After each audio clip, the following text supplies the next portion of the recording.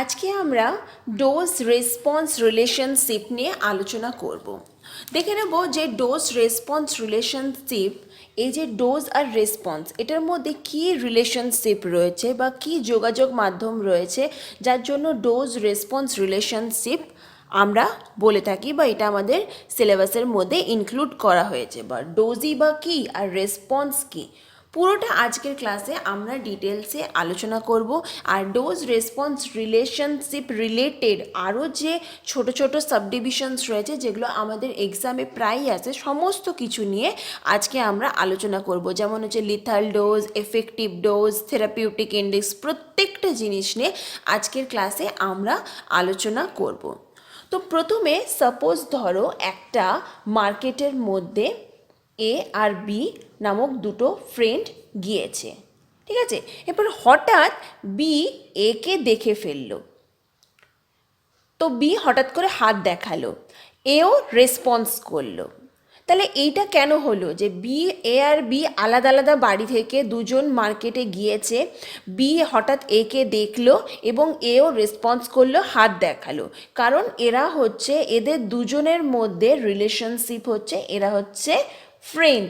তাই বি একে দেখে হাত দেখালো এবং এ রেসপন্স করলো, ঠিক আছে। তাহলে এ আর বি নামক দুটো যে ফ্রেন্ড রয়েছে তাদের মধ্যে একটা ফ্রেন্ডের রিলেশনশিপ রয়েছে। এরপর এখান থেকে আমরা চলে যাব সোজা ডোজ রেসপন্সের মধ্যে কি রিলেশনশিপ রয়েছে। সাপোজ ধরো এর মাথা ব্যথা করছে, ঠিক আছে, মাথা ব্যথা করছে, তো এ গেছে ডক্টরের কাছে। ডক্টর একে দিল, মাথা ব্যথা করছে বলে ডিসপ্রিন দিল, বলল ডিসপ্রিন নিয়ে যাও, সারাদিনে একটা করে ডোজ খাবে, ওয়ান টাইম। এই ডোজটা তাকে দিল হচ্ছে ওয়ান টাইম।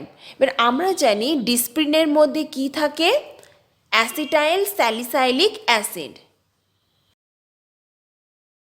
সেটা ডোজটা কত থাকে, 325 মিলিগ্রাম। তাহলে এর মাথা ব্যথা নিয়ে ডক্টরের কাছে গেল, তাকে একটা ডিসপ্রিন দিল, যেটা হচ্ছে ওয়ান টাইম তাকে খেতে বলল। এবং আমরা জানি যে ডিসপ্রিনের মধ্যে অ্যাসিটাইল স্যালিসাইলিক অ্যাসিড থাকে, যার কনসেন্ট্রেশনস হচ্ছে 325 গ্রাম একটা অ্যামাউন্টে দিল। তাহলে এই যে 325 গ্রাম এমজি দিল, সেটা কেন 500 দিল না, বা এইটা কি, এই 325 গ্রাম, এটা হচ্ছে অ্যাসিটাইল স্যালিসাইলিক অ্যাসিডের কনসেন্ট্রেশনস, যেটা কিনা ডিসপ্রিনের মধ্যে রয়েছে। এবং এই ডিসপ্রিন নামক ট্যাবলেটটা, যার মধ্যে 325 মিলিগ্রাম কনসেন্ট্রেশনের অ্যাসিটাইল স্যালিসাইলিক অ্যাসিড রয়েছে, তাকে ওয়ান টাইম ডক্টর খেতে বলেছে একে। ওকে, তাহলে এটা হচ্ছে ডোজ, এটা হচ্ছে একটা অ্যামাউন্ট, কোয়ান্টিটেটিভ একটা অ্যামাউন্ট, যেটাকে আমরা বলে থাকি ডোজ। তাহলে যদি কেউ জিজ্ঞেস করে যে তোমাকে কত ডোজের ডক্টর ডিসপ্রিন খেতে বলেছে, এ বলবে যে 325 মিলিগ্রাম ডোজের ওয়ান টাইম তাকে ডক্টর ডিসপ্রিন নিতে বলেছে। ওকে, এরপর সেই ডিসপ্রিনটা ইনটেক করলো এ ইনটেক করার পর তার বডিতে 3 ধরনের রেসপন্স হতে পারে।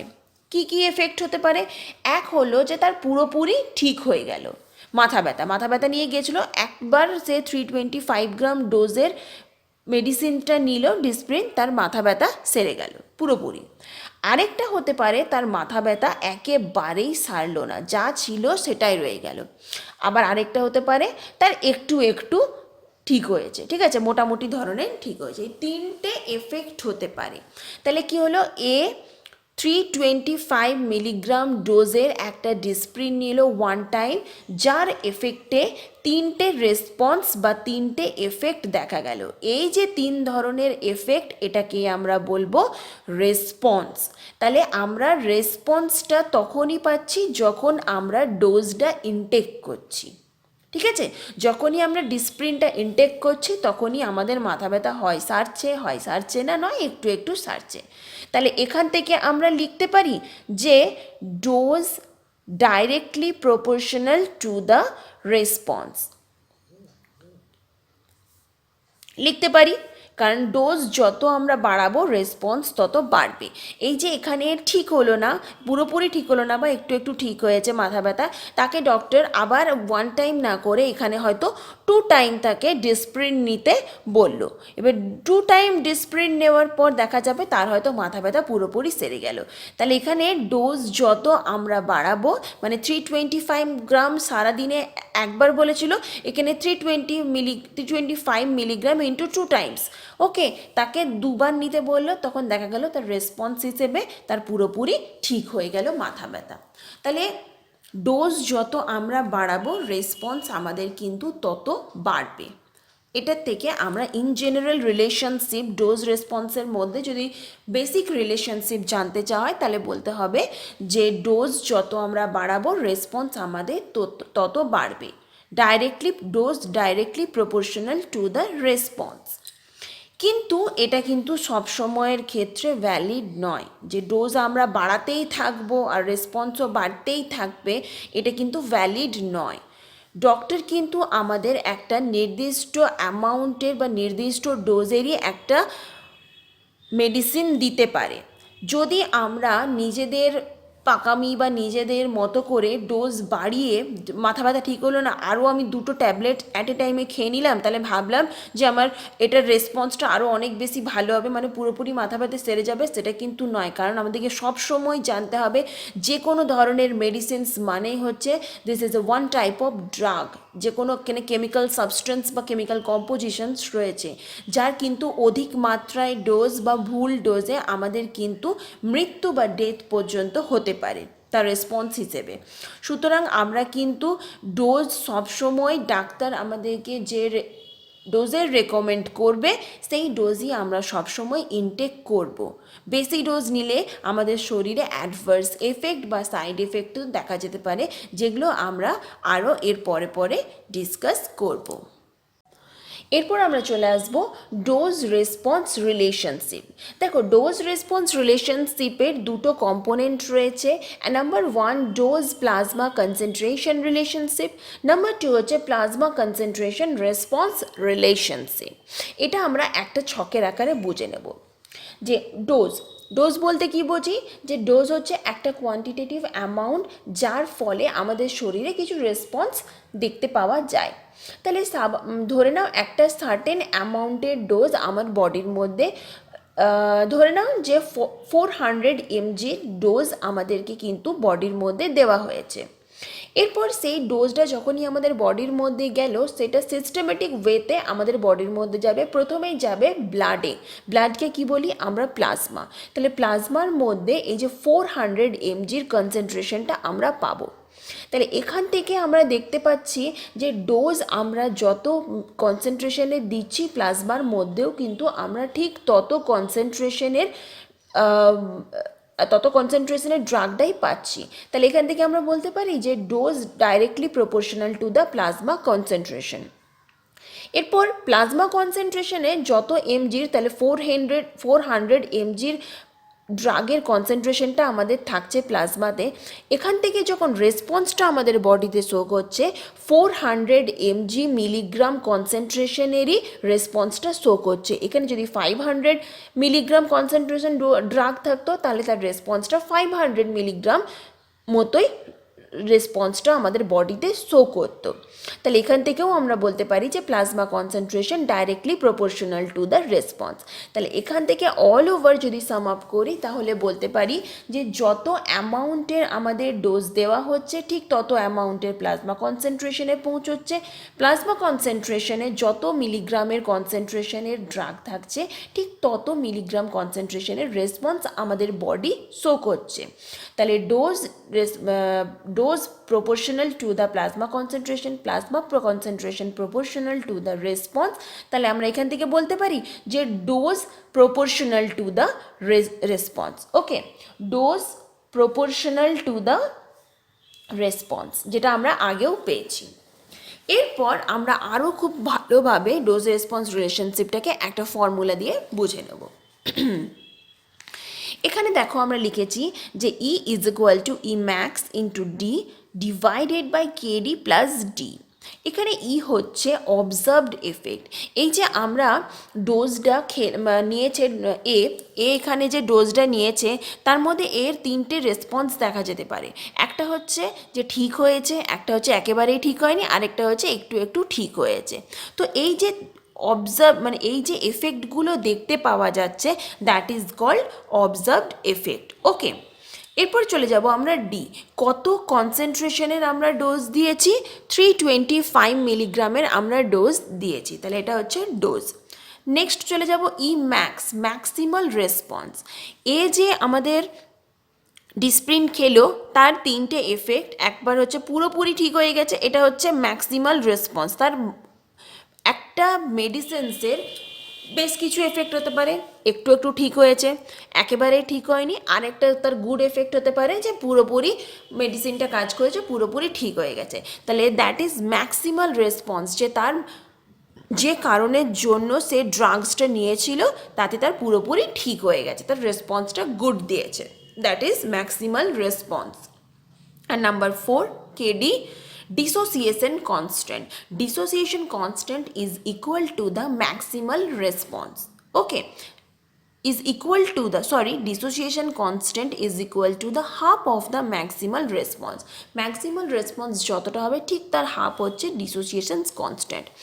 সাপোজ ধরো আমাদের 400 মিলিগ্রামের একটা ডোজ দেওয়া হয়েছে এবং তার এফেক্টটা হচ্ছে 100%, তাহলে এর হাফ 50% আমাদের এফেক্ট দেবে বা রেসপন্স দেবে যদি আমরা 200 মিলিগ্রাম কনসেন্ট্রেশনের ড্রাগটা ইনটেক করি। ওকে, তো এখানে এই যে 200 মিলিগ্রামের নিচে যদি আমরা ড্রাগের কনসেন্ট্রেশন নিই তাহলে কোন রকম কোনো রেসপন্স দেখতে পাওয়া যাবে না। আবার যদি 400-এর বেশি আমরা কনসেন্ট্রেশনের ড্রাগ নিই তাহলে সেখানে হচ্ছে অ্যাডভার্স এফেক্ট অথবা সাইড এফেক্ট দেখাতে পারে। তাহলে আমাদেরকে এখানে মেডিসিন বা সেরকমভাবেই কিন্তু মেডিসিনের কনসেন্ট্রেশনটা ঠিক করা হয় থাকে যে ম্যাক্সিমাল কনসেন্ট্রেশনের কম আর ডিসোসিয়েশন কনস্ট্যান্ট বা যেটা হাফ, ম্যাক্সিমাল কনসেন্ট্রেশনের হাফ কনসেন্ট্রেশনের থেকে বেশি, মানে 200-এর থেকে বেশি আর 400-এর থেকে কম আমাদের একটা নির্দিষ্ট অ্যামাউন্টের কনসেন্ট্রেশন ঠিক করা হয়, যে অ্যামাউন্টের মেডিসিনস বাজারে বা ড্রাগ বাজারে বেরোয়। হয়তো স্বাভাবিক এখানে একটা করে দিল, একটা স্ট্যান্ডার্ড করে দিল যে 200-এর বেশি মানে হচ্ছে 300 হচ্ছে বাচ্চাদের জন্য আর অ্যাডাল্টদের জন্য হচ্ছে 350।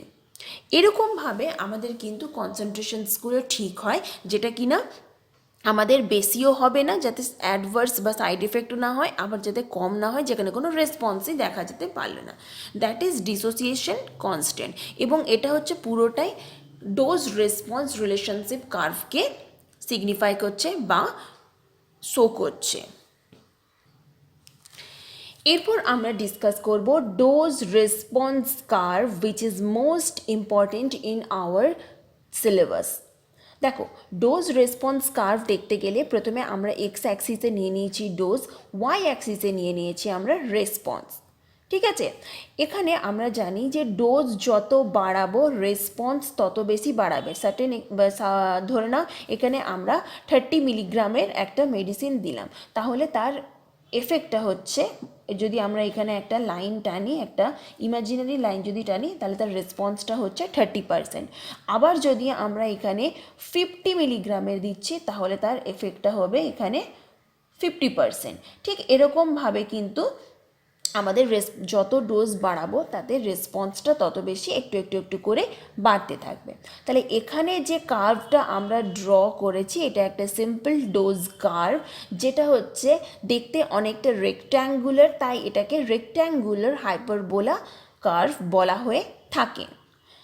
যখনই আমরা যে কোনো কিছুর একটা সিম্পল দেখি তার একটা লগ ফেজ বা লগ কনভারসেশনও করতে পারি, তাহলে এটা হচ্ছে সিম্পল ডোজ কার্ভ, এটা হচ্ছে লগ ডোজ কার্ভ। এখানে এই কার্ভটা দেখতে যেহেতু এসের মতো তাই এটাকে সিগময়েড কার্ভ বলা হয়ে থাকে।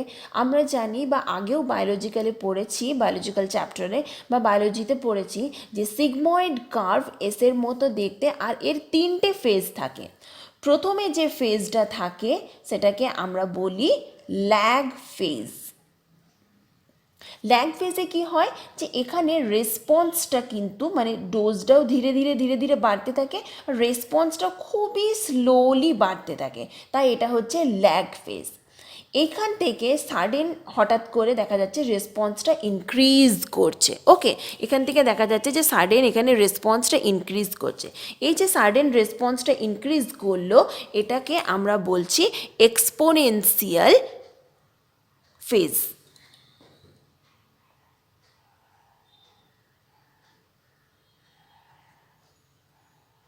ওকে, that is exponential phase. Exponential ফেজে দেখা যাচ্ছে যে রেসপন্সটা হঠাৎ করে বাড়তে থাকছে।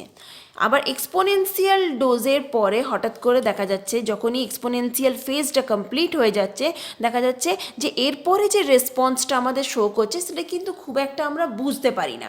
স্বাভাবিক কী হয়, আচ্ছা এখানে যে বুঝতে পারছি না এটাকে আমরা বলছি মানে এরপরে যে রেসপন্সটা সেটা মোটামুটি আর বোঝাই যায় না, ঠিক আছে পুরোটাই ঠিক হয়ে গেল, দ্যাট ইজ স্টেশনারি ফেজ।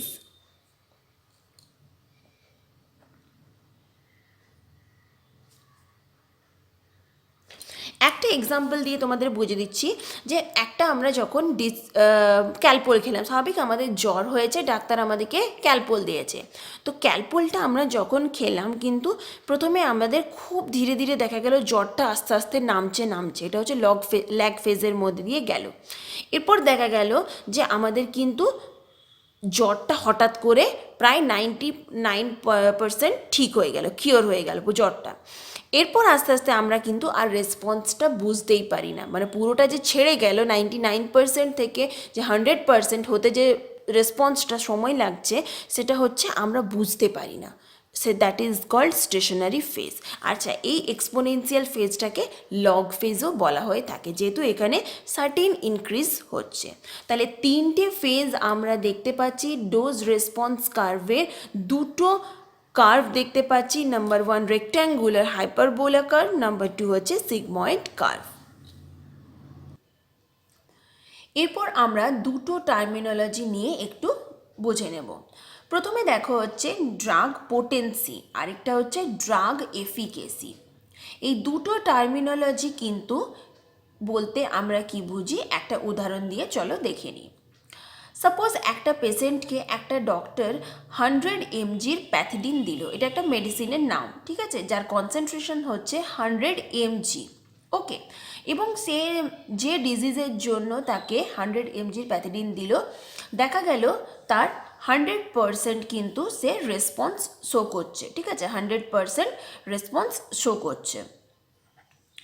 আবার অন্য আরেক সেই ডক্টরই অন্য আরেকটা পেশেন্টকে কিন্তু 10 mgর মরফিন দিল, এখানেও দেখা গেল সে কিন্তু 100% রেসপন্স শো করছে। তাহলে এক্ষেত্রে যদি দেখি কনক্লুড করি তাহলে বলতে পারবো যে দুটো মেডিসিন আলাদা, মেবি কম্পোজিশন সেম, দুটোর কনসেন্ট্রেশনস একই, দুটোর কনসেন্ট্রেশনস কিন্তু একেবারেই আলাদা। মরফিনের কনসেন্ট্রেশন 10 mg, প্যাথিডিনের কনসেন্ট্রেশন কিন্তু 100 mg, কিন্তু দুটোর রেসপন্স কিন্তু একেবারেই সেম। এখানে প্যাথিডিনের 100 mg কনসেন্ট্রেশনের যে রেসপন্স দেখাচ্ছে এখানে মরফিনের 10 mg কনসেন্ট্রেশনে একই রেসপন্স শো করছে, ঠিক আছে। এই উদাহরণটা থেকে যদি আমাদেরকে বলা যায় যে ড্রাগ পোটেন্সি কার বেশি, মরফিন না প্যাথিডিন, তাহলে অবশ্যই আমরা বলবো ড্রাগ পোটেন্সি মরফিনের অনেক বেশি দ্যান প্যাথিডিন। কেন? কারণ মরফিন এখানে যে রেসপন্সটা 10 mgতে করছে, প্যাথিডিন ঠিক সেই রেসপন্সটা 100 mgতে করছে, তাহলে পোটেন্সিয়ালিটি মরফিনের বেশি, তাহলে এটাকে আমরা বলবো ড্রাগ পোটেন্সি। আর ড্রাগ এফিকেসি হচ্ছে যে এখানে দেখো 10 mg মানে দুটোর কনসেন্ট্রেশনস আলাদা কিন্তু দুটোর যে রেসপন্স সেটা কিন্তু একেবারেই সেম, তার মানে দুজনের এফিসিয়েন্সি সেম। সেটা হতে পারে কনসেন্ট্রেশনস আলাদা হতে পারে, সময় বেশি লাগতে পারে প্যাথিডিনের, কিন্তু দুটোর রেসপন্সটা তো সমান, দুটোর এফেক্টটা তো সমান, তাই এটাকে বলছে ড্রাগ এফিকেসি। তাহলে ড্রাগ পোটেন্সি বলছে যেহেতু কম কনসেন্ট্রেশনে সেম রেসপন্স শো করছে তাই সেটা ড্রাগ পোটেন্সি। আর ড্রাগ এফিকেসি হচ্ছে যেহেতু দুজনের ক্ষেত্রেই বা দুটো মেডিসিনসের ক্ষেত্রে রেসপন্সটা সমান, তাই that's why it is called drug efficacy. এরপর আমরা ডিসকাস করব therapeutic index, which is most important in our syllabus. এটা কিন্তু এক্সামে প্রায়ই আসে, 2 নম্বরের কোশ্চেন হিসেবেও আসে যে থেরাপিউটিক ইন্ডেক্স বলতে আমরা কি বুঝি, এবং থেরাপিউটিক ইন্ডেক্স 5 নম্বরের শর্ট নোট হিসেবেও আসে। এই কোয়েশ্চেনটাতে আমরা পরে আসছি, প্রথমে একটু বুঝে নিই যে থেরাপিউটিক ইন্ডেক্স বলতে আমরা কি বুঝি। যখন একটা মার্কেটে নতুন ড্রাগ আসে বা নতুন মেডিসিনস আসে, তখন কিন্তু প্রথমে তার নির্ধারিত করা হয় যে তার থেরাপিউটিক ইন্ডেক্সটা বা তার ডোজ কত হবে। ঠিক আছে, এই ডোজটা কিন্তু খুবই ইম্পর্টেন্ট, কারণ যদি ডোজ হচ্ছে হাই অ্যামাউন্টের কনসেন্ট্রেশনস যদি সেই মেডিসিনস বা ড্রাগসের মধ্যে আমাদের বডির মেডিসিনসের থ্রু আমাদের বডিতে ইনটেক করে, তাহলে কিন্তু আমাদের মৃত্যু বা ডেথ পর্যন্ত হতে পারে। তাই যখন মার্কেটে একটা নতুন ড্রাগ বা মেডিসিনস আসে, তার কতটা কনসেন্ট্রেশনস হবে, তার ডোজ কীরকম হবে, প্রত্যেকটা কোম্পানি কিন্তু খুব সঠিকভাবে তা নির্ধারণ করা হয়। কারণ যদি খুব কম অ্যামাউন্টের ডোজ থাকে, তাহলে মেবি সেটা হয়তো রেসপন্সই করবে না। আবার যদি হাই অ্যামাউন্টের ড্রাগ বা মেডিসিনসের ডোজ থাকে, তাহলে সেটা হয়তো সাইড এফেক্ট বা অ্যাডভার্স এফেক্টও করবে। এরপর স্বাভাবিক ধরে নিলাম যে একটা খাঁচার মধ্যে বিভিন্ন ধরনের অ্যানিমালস রয়েছে।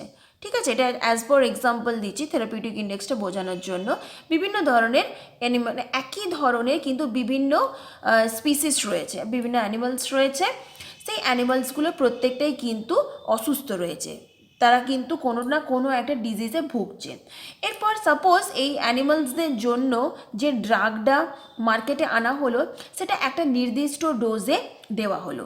এই নির্দিষ্ট একটা ডোজে যখন সেটা দেওয়া হলো, দেখা গেল যে অ্যানিমালসদের মধ্যে 50% অ্যানিমালস কিন্তু কিওর্ড হয়ে গেল। ওকে, 50% অ্যানিমাল কিওর্ড হয়ে গেল। তাহলে এই যে ডোজটা এখানে দেওয়া হয়েছিল, যার জন্য 50% কিওর্ড হয়েছিল, সেটাকে আমরা বলবো এফেক্টিভ ডোজ। ওকে, এটা গেল এফেক্টিভ ডোজ। আরেকটা দেখা গেল যে 2 নম্বরে তাদের কিন্তু অন্য আরেকটা ডোজ দিল। এই আরেকটা ডোজ দেওয়ার পর দেখা গেল যে সেখানে কি হলো, 50% অ্যানিমালস কিন্তু সেখানে মারা গেল, কিল্ড হয়ে গেল। ওকে, তাহলে এখানে ধরো যে 100% অ্যানিমালস ছিল, প্রথমে একটা ডোজ দিল, সেই ডোজে 50% অ্যানিমালস সুস্থ হয়ে গেল, যে অসুস্থতাটা ছিল সে সুস্থ হয়ে গেল। সেকেন্ড বার সেটাকে আমরা এফেক্টিভ ডোজ বলছি। সেকেন্ড স্টেপে আরও একটা অ্যামাউন্টের ডোজ দিল, সেখানে 50% অ্যানিমালস দেখা গেল মারা গেল, এটাকে আমরা বলবো লিথাল ডোজ। ওকে, তাহলে এখান থেকে আমরা যদি বলি যে থেরাপিউটিক ইন্ডেক্স হচ্ছে এই দুটো ডোজের ratio. Therapeutic index is the ratio between the lethal dose and effective dose. Lethal dose এবং এফেক্টিভ ডোজের মধ্যে তার যে রেশিওর যে অনুপাত, that is called therapeutic index. সেটাকে আমরা LD50 বা ED50 হিসেবেও চিহ্নিত করতে পারি বা শনাক্তকরণ করতে পারি। LD50 that means lethal dose, ED50 that means effective dose. LD50 বলা হয়ে থাকে যে ডোজে বা যে ডোজটা প্রয়োগ করলে তার মধ্যে 50% অ্যানিমালস বা যে কোনো ধরনের যে পারপাসের জন্য আমরা ড্রাগটা দিচ্ছি সেটা 50% কিওর্ড হবে, this dose is called lethal dose. আর যে ডোজ প্রয়োগ করলে বা অ্যাপ্লাই করলে 50% আমাদের অ্যানিমালস বা যে কোনো ধরনের প্রোডাক্ট বলতে পারো বা যে কোনো ধরনের অর্গানিজমস বলতে পারো কিল্ড হয়ে যাবে বা মারা যাবে, সেটা হচ্ছে 50% যখন মারা যাচ্ছে তখন সেটা হচ্ছে লিথাল ডোজ। যে ডোজ প্রয়োগ করলে 50% অ্যানিমালস কিল্ড হবে সেটা হচ্ছে লিথাল ডোজ। আর যে ডোজ প্রয়োগ করলে 50% অ্যানিমালস কিওর্ড হবে, সুস্থ হবে, that is called effective dose.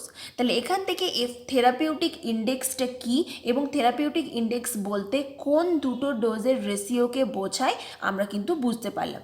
আচ্ছা, এখান থেকে তোমাদের আরও শর্ট কোশ্চেন আসে যে what is the difference between LD50 and ED50, what do you mean by ED50 and LD50, এই ধরনের কোশ্চেনও কিন্তু তোমাদের এক্সামে এসে থাকে। থেরাপিউটিক ইন্ডেক্স কিন্তু যে কোনো ড্রাগ বা মেডিসিনের জন্য খুবই ইম্পর্টেন্ট, কারণ হচ্ছে থেরাপিউটিক ইন্ডেক্সটা নির্ধারিত করে যে কত পরিমাণের ডোজটা অ্যাপ্লাই করলে সেই ড্রাগটা সেই মানুষের শরীরে বা সেই ধরনের রোগের ক্ষেত্রে এফেক্টিভ হবে বা কত পার্সেন্ট তার এফেক্টিভনেসটা শো করবে। এই পুরোটাই কিন্তু থেরাপিউটিক ইন্ডেক্সের উপর ডিপেন্ড করে, কারণ যদি হাই অ্যামাউন্টের বা হাই কনসেন্ট্রেশনের ডোজ আমরা দিয়ে দিই তাহলে কিন্তু কোনো একটা মানুষের মৃত্যু পর্যন্ত বা কোনো একটা অ্যানিমালসের মৃত্যু পর্যন্ত হতে পারে। So that's why therapeutic index is the most important. এরপর আমরা চলে আসবো কম্বাইন্ড এফেক্ট অফ ড্রাগস যখন কম্বাইন্ড অবস্থায় আসে তখন তার মধ্যে কী এফেক্ট পড়ে বা আমাদের শরীরে কী এফেক্ট আসে সেটা নিয়ে ডিসকাস করব। সাপোজ ধরো আমরা কোনো একটা ডিজিজ নিয়ে একটা ডক্টরের কাছে গেছি। ডক্টরের কাছে যখন কোনো একটা ডিজিজ নিয়ে আমরা যাই, ডক্টর কিন্তু কখনোই একটা কিন্তু মেডিসিনস বা ড্রাগ দেয় না, সবসময় কিন্তু কম্বাইন্ড করে ড্রাগ দেয়। সাপোজ কোনো একটা ডিজিজের জন্য ডক্টর তোমাকে একটা এ ড্রাগ দিল এবং তার সাথে কম্বাইন্ড করে আরেকটা বি ড্রাগ দিল। তাহলে এ ড্রাগটা যদি আমরা বডিতে নিই বা আমরা যদি ড্রাগটা ইনটেক করছি তাহলে দেখা যাচ্ছে তার 20% রেসপন্স দিচ্ছে। এর সাথে কম্বাইন্ড করে বি দিচ্ছে, বি এর যদি আলাদা করে আমরা রেসপন্সটা দেখি তাহলে সেটা 30% দিচ্ছে। এরপর এটার এফেক্ট দুটো হতে পারে। এক হতে পারে একটা ড্রাগের সঙ্গে যখনই আরেকটা ড্রাগ আমরা অ্যাড করছি তখন হতে পারে তার এফেক্টটা ইনক্রিজ করছে, তাহলে টোটাল হয়ে পর 50% রেসপন্স দেখাচ্ছে। আরেকটা হতে পারে তার এফেক্টটা গিয়ে কমে যাচ্ছে, সেটা হতে পারে 20% মানে 10%ও হতে পারে, অর 0% আমাদের এফেক্টও কিন্তু হতে পারে। ওকে, তাহলে এক্ষেত্রে এই যে আমাদের এফেক্টটা এটাই হচ্ছে কম্বাইন্ড এফেক্ট অফ ড্রাগস, যেখানে দুটো ড্রাগসের এফেক্টে আমাদের রেসপন্সটা বাড়তেও পারে, আবার রেসপন্সটা কমেও যেতে পারে, আবার একবারে নো রেসপন্সের দিকেও চলে যেতে পারে। এই যে কম্বাইন্ড এফেক্ট অফ ড্রাগস, ঠিক আছে, এটা দু ধরনের হয়। নাম্বার 1 হচ্ছে সিনার্জিজম, নাম্বার 2 হচ্ছে অ্যান্টাগনিজম। সিনার্জিজম কাকে বলবো? যখন একটা ড্রাগের সঙ্গে আরেকটা ড্রাগ অ্যাড হয়ে কম্বাইন্ড হয়ে তার রেসপন্সটাকে বাড়িয়ে দেয় তখন সেটা হচ্ছে সিনার্জিজম এফেক্ট। ওকে, তো এখানে দেখবে দু ধরনের সিনার্জিজম দেখতে পাওয়া যায়, একটা হচ্ছে অ্যাডিটিভ আর একটা হচ্ছে সুপ্রা অ্যাডিটিভ পোটেনশিয়েশন। অ্যাডিটিভ হচ্ছে যখন দুটো ড্রাগ সিম্পলি অ্যাড হয়ে যাচ্ছে তখন সেটা তার রেসপন্সটা ইনক্রিজ করছে, that's why it is called additive synergism. আর সুপ্রা অ্যাডিটিভ পোটেনশিয়েশন কী হচ্ছে?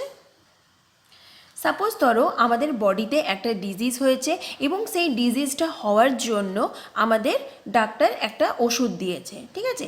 এরপর আমাদের শরীরে যে ডিজিজটা হয়েছে সাপোজ সেটার জন্য মেইন ফ্যাক্টর হচ্ছে এই এক্স ফ্যাক্টরের জন্য আমাদের শরীরে এই ডিজিজটা হয়েছে, তাহলে সেখানে ডক্টর একটা ড্রাগস দিয়েছে। ড্রাগসটা যখনই আমাদের বডিতে অ্যাপ্লাই করা হচ্ছে, যেহেতু এটার জন্যই ডিজিজটা মেন দায়ী, তাই কিন্তু এর এফেক্টটা অতটা বেশি এফেক্টিভ হচ্ছে না। কিছুটা পরিমাণ এফেক্ট হচ্ছে, কিছুটা পরিমাণ রেসপন্স দিচ্ছে, বাট 100% দিচ্ছে না। সেখানে ডাক্তার কি করলো যে বি নামক আরেকটা ড্রাগ দিয়ে দিল, যাতে কি না এর সাথে এর অ্যাডিশন হয়ে পর এর কার্যক্ষমতাটা আরও অনেক বাড়িয়ে তোলে বা রেসপন্সটা আরও অনেক বাড়িয়ে তুলতে পারে। সেই জন্য বি নামক আরও একটা ড্রাগস দিয়ে দিল। বি এর কাজ কি? বি কী করবে যে ডাইরেক্ট বডিতে গিয়ে পর যে ফ্যাক্টরসের জন্য ডিজিজটা আমাদের হয়েছে সেই ফ্যাক্টরসকে গিয়ে পর ডাইরেক্ট সেটা কিন্তু কিল করবে, ডাইরেক্ট এই এক্স ফ্যাক্টরটাকে গিয়ে পর ও কিল করবে এই বি নামক ড্রাগটা। তাহলে যখনই বি নামক এই ড্রাগসটা এক্স ফ্যাক্টরটাকে কিল করছে, কিওর করছে, তখনই কি হবে, এর যে এফেক্টটা, এই ড্রাগের এফেক্টটা অনেক বেশি বেড়ে যাবে, অনেক বেশি রেসপন্সটাও ইনক্রিজ করবে।